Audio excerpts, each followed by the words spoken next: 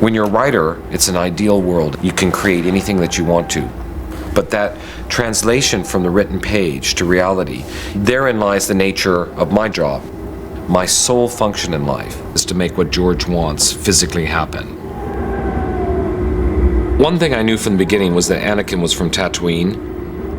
There's no way you can really physically recreate that in any stage environment or even backlot environment. You have to go there. So very early on, Gavin and I went on a location scout to Tunisia. And we found an area in Tozeur. We figured if we went about 15-20 miles outside of the city, in the middle of the desert, we could build our own town and make it as big as George wanted to do.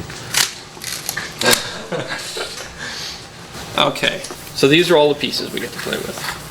We could use that as the cafe. One is redress it, take that side. The question sort of becomes, how much more do we need? We're talking about building this in Tozeur now, right? Yes. There's a wonderful art director that we hired called Ben Scott, and we put him in charge of setting up the huge construction job of building virtually a city in the middle of the desert. Is this where the cafe would be? Yeah. Yeah. So this is the cafe here. This is where Sebulba has a confrontation. Now all these things have been made in England and brought over here. The most difficult scene to deal with in the desert was definitely the pod race scene. George was thinking about like a 747 type engine. I mean, they're 2-3 stories high, they're 15-16 feet long. It took us about 3.5 months to build the 18 engines that we eventually sent to Tunisia.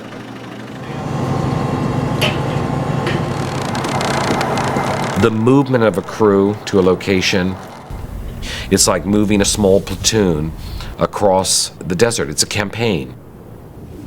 And that brings a lot of complications, but it's really like war now.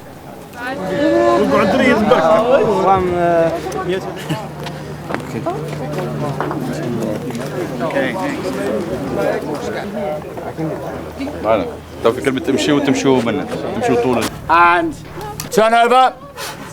76 George, take 2, A camera. And action!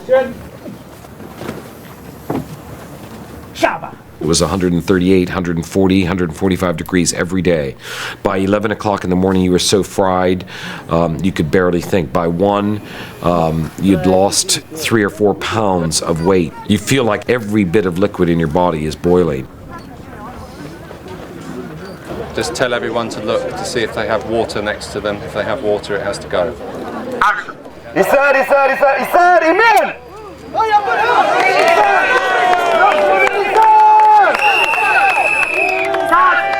We do not work on a normal level. We arrive and we shoot, and nothing stops us shooting, no matter what the natural disaster that hits us.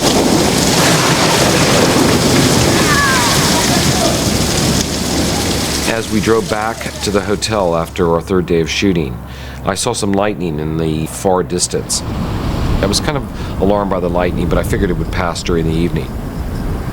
Sat down to dinner, and all of a sudden, all hell broke loose. لا هو في الأول معناها جاء رمل ونسمع.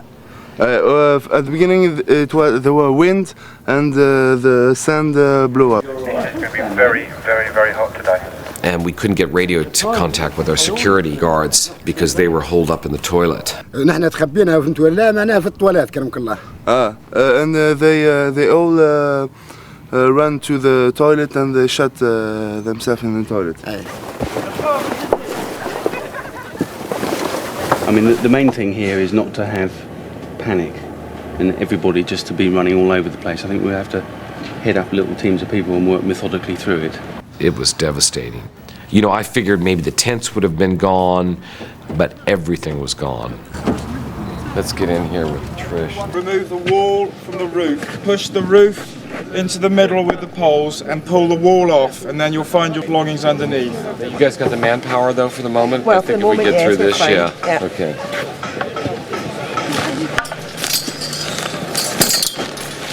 Liam's wig, how's that? They're working, they're still finding bits and pieces.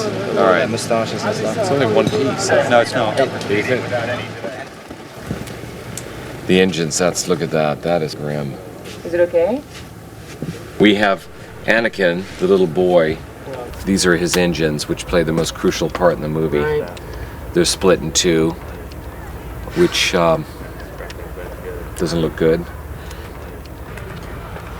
Yeah, this is heartbreaking. It is heartbreaking. All right, I think, again, if we push this back to the end, I mean, if we can live with Anakin working on one engine, we've got the replacement pod, which is in good shape. This is pretty good shape. There's a little battering, but nothing that can't be fixed up. This piece we can actually crack. George was totally calm about the storm. The same thing had happened to him on the first Star Wars film. I say it's good luck. It is good luck. It happened last time, and it happened this time. Almost, it's like reliving it. Either you give up and you say, oh, let's go back to bed, and you panic. The only real thing you can do is just try and get people to rally around the task at hand. Luckily, we had this one set that we could still continue to shoot on. Pushing the pod race to the very end of the schedule, we never lost a beat after that, and we walked out of Tunisia the exact day that we were supposed to.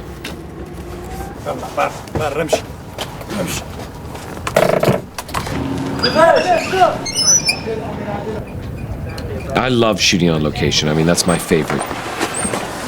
If you're working on a stage, it's always achievable. But when you're on location, you never know what's going to happen. Now, do you need that one down, George? You think they'll get away? They want here? Yeah. Yes, We do? No problem. Go ahead. Can you get the local boys just to get that one last pod down, the red one over here? When we finally did shoot the pods, I volunteered to shoot a wide shot of the scene from a crane. One of the things that I could see that was so wonderful was not only all of our pods rebuilt, but beyond that sand dune was our whole base camp, which had been completely rebuilt. And to see it all working, seeing the second unit about a half a mile away actually shooting, seeing the first unit prepping for our biggest scene in the movie, it was joy. It was pure bliss. I hit the mountaintop. Perfect day.